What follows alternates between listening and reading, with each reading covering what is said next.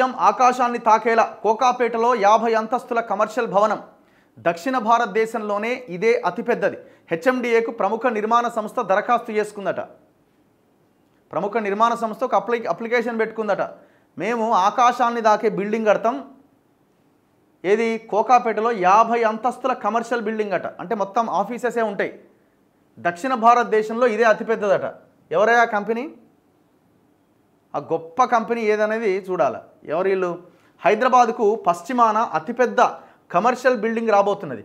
దక్షిణ భారతదేశంలోనే తొలిసారి 50 అంతస్తులతో ఒక కమర్షియల్ భవనాన్ని నిర్మించేందుకు ప్రముఖ నిర్మాణ సంస్థ ముందుకొచ్చింది. కోకాపేట్ నియోపోలిస్ లేఅవుట్లో ఈ నిర్మాణం జరగబోతున్నది. హైదరాబాద్ సహా దక్షిణ భారతదేశం మొత్తంలో 30 అంతస్తుల వాణిజ్య భవనాలు ఇప్పటిదాకా పెద్దవి. ఈ 50 అంతస్తుల భవన నిర్మాణం జరిగితే హైదరాబాద్ అరుదైన ఘనతను సొంతం చేసుకుంటుంది.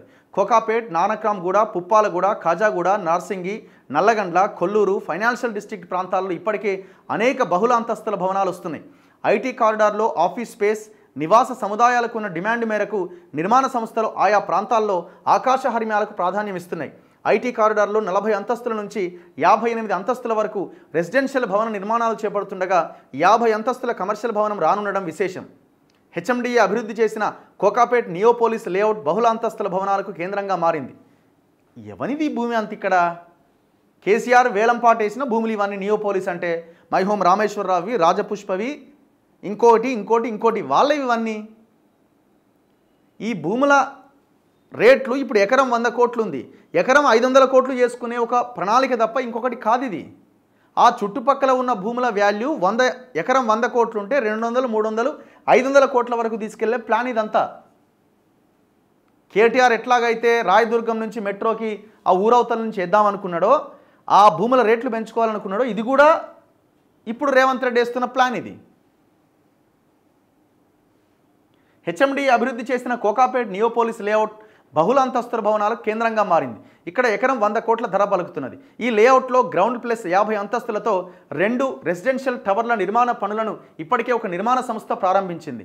ఈ ప్రాజెక్టుకు సమీపంలోనే గ్రౌండ్ ప్లస్ 50 అంతస్తులతో కమర్షియల్ భవనాన్ని నిర్మించేందుకు ఒక నిర్మాణ సంస్థ హెచ్ఎండిఏకు దరఖాస్తు చేసింది. మరో 20 రోజుల్లో ఈ సంస్థ బ్రోచర్ విడుదల చేసే అవకాశం ఉందట. ఆ కంపెనీ ఏముందో ఆ పేరు రాస్తే ఏమైందంటే వాని మొత్తం చిట్టా అంతా బయటకు వస్తుంది కదా. అందుకే ఇప్పుడు చెప్పరు, అంతా అయిపోయినాక అప్పుడు వస్తుంది అన్నట్టు.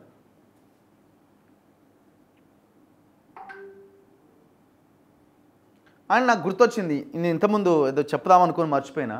ఇప్పుడు ఈయన వాసవి విజయ్ కుమారు ఇంటర్వ్యూలు ఇస్తున్నాడు. నన్ను సోషల్ మీడియాలో డీఫేమ్ చేస్తున్నారు, మా కంపెనీని డీఫేమ్ చేస్తున్నారు, నేను నా భూమినే గవర్నమెంట్కి ఇచ్చిన, 2.5 ఎకరాల భూమి ఇచ్చిన, నేను ఎక్కడా కబ్జాలు పెట్టలే, ఈ దేశంలో ఏ రియల్ ఎస్టేట్ కంపెనీ నాలాగా ఫ్లాట్స్ అతి తక్కువ ధరకు అమ్మదు, ఈ లెక్కలని చెప్తున్నాడు. ఈయన దగ్గర అన్ని లేక్ వ్యూలే ఉంటాయి. మొన్న ఒక కస్టమర్ కేర్ వరకు కాల్ చేస్తే మాట్లాడుతున్నారు, మీ అన్ని చెరువులనే ఉంటాయి. అవును సార్, మా అన్ని చెరువులనే ఉంటాయి, మీరు కొనకండి అని కస్టమర్ కేర్ అని చెప్తున్నది. వాళ్ళకి సంబంధించిన వాళ్ళే. సరే, అది పక్కన పెడితే ఈ వాసవి గ్రూప్ మొత్తం కూడా ఆ కన్స్ట్రక్షన్స్ అన్నీ దాదాపుగా లేక్ వ్యూ అని ఉంటాయి. అయితే లేక్ వ్యూ లేదంటే గవర్నమెంట్ వ్యూ. ఇక్కడ ఎల్బీ నగర్లో ఆనంద నిలయం total series land, government land. అది టోటల్ సిటీ అంతా గవర్నమెంట్ ల్యాండ్. ప్రతి లేక్ వ్యూ, ప్రతిది కూడా లేక్ వ్యూనే అయినాయి. అన్ని లేక్ వ్యూలు కబ్జాలే.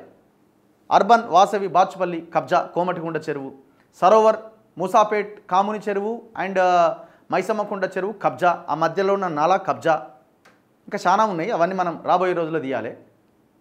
మనకున్న డేటా, మనకున్న సోర్స్ ప్రకారంగా మనం ఈ 2 చెరువుల మీద దృష్టి పెట్టినాం.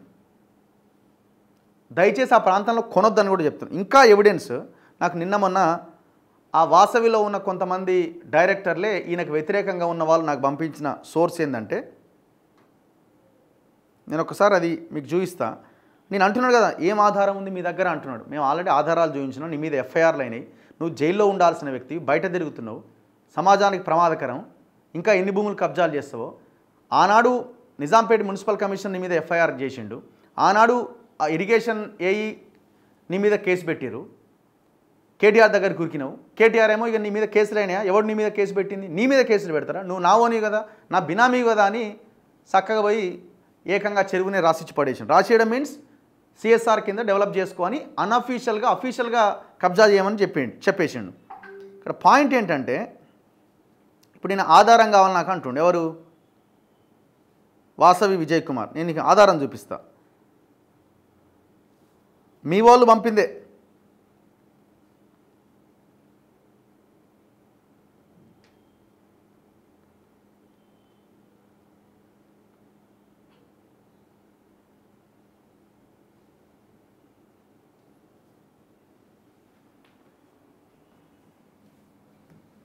ఈయనకు ఆధారాలు కావాలన్నట.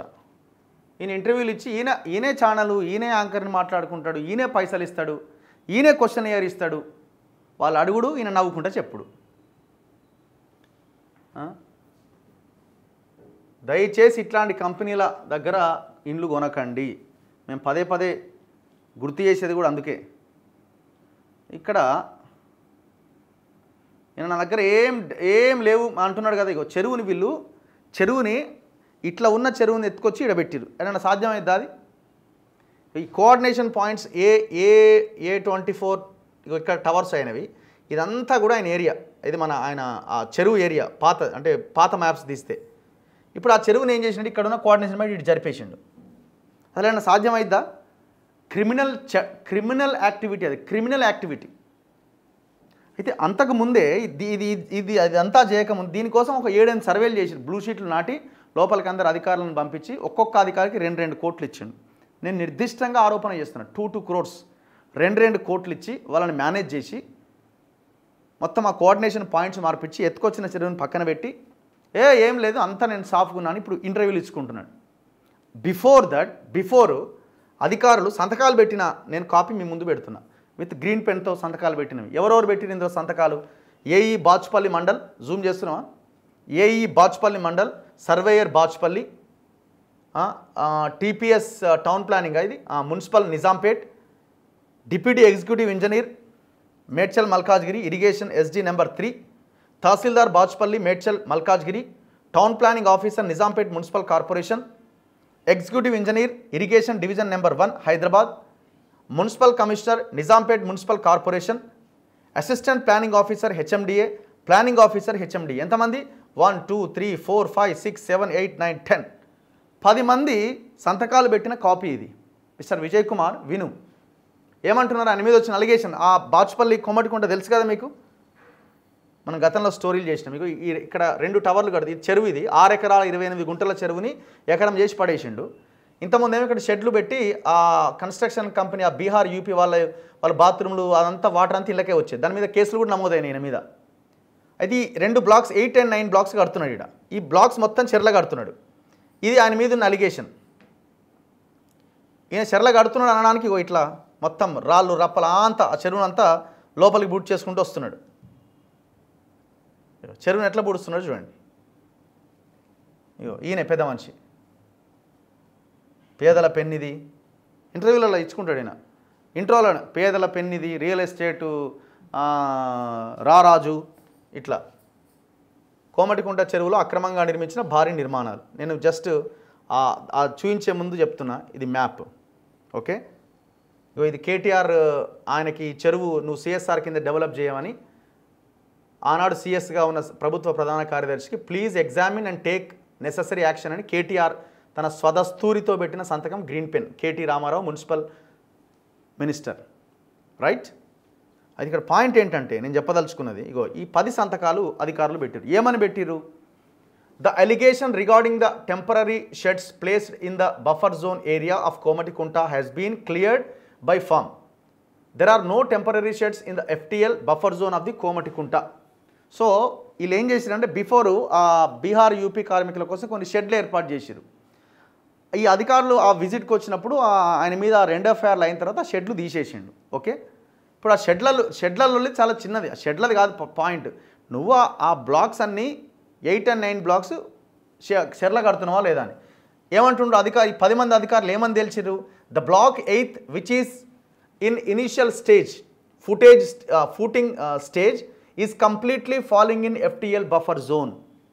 వెరీ క్లియర్గా మొత్తం అది బఫర్ జోన్లో ఎఫ్టిఎల్లో ఉంది అని చెప్తున్నారు. The block 9th which is constructed fully that is G+23 floors are partially affected in FTL buffer zone of Komatikunta. Partially ఏముంటుంది, ఇప్పుడు ఒక పిల్లర్ లోపలికి వచ్చినా కథమేనా, అది తీసేయాల్సిందే కదా, బిల్డింగ్ మొత్తం పోయినట్టే కదా. సో వెరీ క్లియర్గా ఆ 8th and 9th blocks FTL buffer జోన్లో ఉన్నాయని చెప్తున్నారు. Regarding the water body, block 8th and 9th are affected in the water body that is Komatikunta, lake ID 2822 as per GOMS 168. Rest other blocks are free from water body. So మిగతా blocks ఏం లేవు, ఈ blocks అన్నీ కూడా దాంట్లోనే ఉన్నాయని చెప్తున్నారు. ఇగో regarding the water body, block 8th and 9th are affected in the water body that is చెరువు Komatikunta. As such there is an open land available at site in which there are no constructions taken up till now. The firm is willing to compensate the encroached FTL buffer zone area by offering their patta land near the block 8. Due to urbanization, there is no ఆయకట్టు under Komatikunta. అధికారులు కూడా కొంత డబ్బులు తీసుకొని ఇక compensation అని, లేకపోతే అక్కడ అసలు దీని కింద ఆయకట్టు లేదని. హైదరాబాద్లో ఆయకట్టు ఎందుకు ఉంటుంది? హైదరాబాద్లో ఆయకట్టు ఎందుకు ఉంటుంది? హైదరాబాద్లో ఆయకట్టు కోసం ఆ చెరువు, ఈ పర్యావరణాన్ని రక్షించడం కోసం, ప్రకృతి కోసం, మనం స్వచ్ఛమైన గాలి పీల్చడానికి, ఈ ఈ హ్యూమిడిటీ నుంచి దీన్ని రక్షించుకోవడం కోసం ఆ చెరువులు కావాలా. వరదల నుంచి రక్షించుకోవడానికి చెరువులు కావాలా, ముఖ్యంగా హైదరాబాద్లో. చెప్పు, ఇప్పుడు నేను ఎవిడెన్స్ మీ ముందు పెట్టిన విజయ్ కుమార్, ఆన్సర్ చెప్పు. ఎవరు దీనికి ఈ ఎన్ఓసీలు ఇచ్చేది? దొంగలు. ఎవరు ఆ దొంగలు? ఇగో ఇక్కడ బన్సీలాలని ఒక అధికారి ఉన్నాడు. ఇక్కడ ఇది ఫీల్డ్ విజిట్కి వెళ్ళిరు వీళ్ళంతా. ఇది ఉన్నాడా? ఈయన ఎవరు అనుకుంటున్నారు? ఏసీబీ ట్రాప్లో మొన్న ఒక ఎన్ఓసీ ఇచ్చి పట్టుబడ్డాడు దొంగ. ఇట్లాంటి ఆఫీసర్ల చేత ఎన్ఓసీలు తీసుకొని, ఇగో మాది ఎన్ఓసీలు వచ్చేసినాయి, మాకు పట్టాలు వచ్చేసినాయి, మేము చాలా క్లియర్గా ఉన్నామని చెప్తారు. ఇప్పుడు మొన్న దొరికిండు ఏసీబీ దాంట్లో. ఏం చెప్పాలిగా? ఇగో executive engineer and assistant engineers, superintendent engineer north ACB ట్రాప్లో దొరికిండు. ఎవరైనా? Shri K Bansilal executive engineer and Karthik assistant engineer, Nikesh Kumar office of superintendent engineer, irrigation circle, Rangareddy, situated at red hills, Hyderabad. వీళ్ళంతా 1,00,000 రూపాయలు 2 లక్షలు ఎంతో తీసుకుంటూ దొరికారు. Anti corruption bureau. ఇట్లాంటి వాళ్ళు ఇచ్చిన ఎన్ఓసీలు పట్టుకొని ఈ రియల్ ఎస్టేట్ కొన్ని కంపెనీలు, కొన్ని అందరు కాదు, కొన్ని కంపెనీలు ఇట్లాంటి విజయ్ కుమార్ లాంటి వాళ్ళు కబ్జాలు చేసి కోట్ల రూపాయల వాళ్ళకి ముట్ట చెప్పి ఇప్పుడు సోషల్ మీడియాలో మేము చాలా మంచోళ్ళమని కలరింగ్ ఇస్తున్నారు. దీనికి ఆన్సర్ చేయి నేను చెప్పిన దానికి. అండ్ ఇది పాతది, ఇది కొత్త రిపోర్ట్ ఇంకోటి ఉంది. ఈ కోఆర్డినేషన్ పాయింట్స్ మొత్తం మార్చి, చెరువును మార్చిన తర్వాత ఇంకొక రిపోర్ట్ తయారు చేశారు. అసలు లేనేలేదు ఇంట్లో అని. ఇంకా అది బయటికి రావాలా. అసలు ఈ 8th and 9th బ్లాక్స్ కూల్చవతలు పడేయాలని హైకోర్టులో కోర్టు ఏం చెప్పింది అన్నది కూడా మనం భవిష్యత్తులో మాట్లాడదాం. ఎందుకంటే అది మన లీగల్ పాయింట్. అది మనం ఇప్పుడు చెప్పలేము. ఆన్లైన్లో చూస్తే పెండింగ్ ఉన్నది కేసు. మరి అది పెండింగా లేకపోతే జడ్జిమెంట్ వచ్చిందా అని మనకు రాబోయే రోజుల్లో తెలవాలి. ఇది కూడా అంతే. ఈయన అంటే బిల్డింగ్ పెద్ద 50 అంతస్తుల బిల్డింగ్ ఒక రియల్ ఎస్టేట్ కంపెనీ అని కడతాడట. ఉత్తగా కడతాడా? ఆడ భూముల రేట్లు పెంచుకునే ఒక ప్రయత్నం తప్ప ఇంకొకటి కాదు. నెక్స్ట్,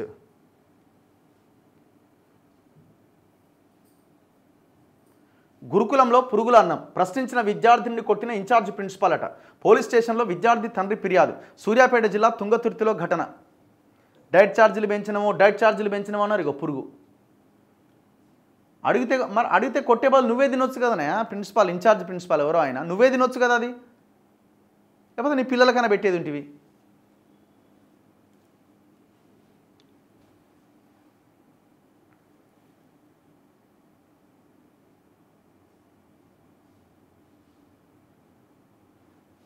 హన్మకొండ ఆసుపత్రిలో ఎలుకలు స్వైరవిహారం చేస్తున్నాయట. ఇబ్బంది పడుతున్న గర్భిణీ స్త్రీలు. హన్మకొండ ప్రభుత్వ ఆసుపత్రిలో ఎలుకల బెడద తీవ్రమవుతోంది. ఏ వార్డులో చూసినా మూషికాలు స్వైరవిహారం చేస్తుండటంతో గర్భిణులు తీవ్రంగా ఇబ్బంది పడుతున్నారు. 2022 మార్చిలో వరంగల్ MGM ఆసుపత్రిలో చికిత్స పొందుతున్న ఒక రోగిని ఎలుకలు కొరికితే తీవ్ర రక్తస్రావం జరిగి ప్రాణాలు కోల్పోయిండు. ఐసీయూలో శ్రీనివాస్ అనే రోగికి ఎలుక కొరికితే చచ్చిపోయిండు. ఈ ఘటన అప్పట్లో రాష్ట్ర వ్యాప్తంగా సంచలనం సృష్టించింది.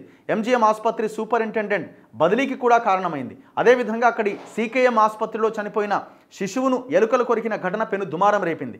ఈ 2 ఘటనలపైన అప్పటి అధికారులు స్పందించి ఎలుకల నివారణకు చర్యలు తీసుకున్నారు. తాజాగా హన్మకొండ ప్రభుత్వ ప్రసూతి ఆసుపత్రిలో ఎలుకల సంచారం ఎక్కువైంది. ఎన్నో ఏళ్లుగా సేవలు అందిస్తూ అనేక క్రిటికల్ కేసులకు సైతం పురుడు పోసిన ఆసుపత్రికి ప్రస్తుతం గర్భిణీ స్త్రీలు వెళ్లాలంటే జంకుతున్నారు.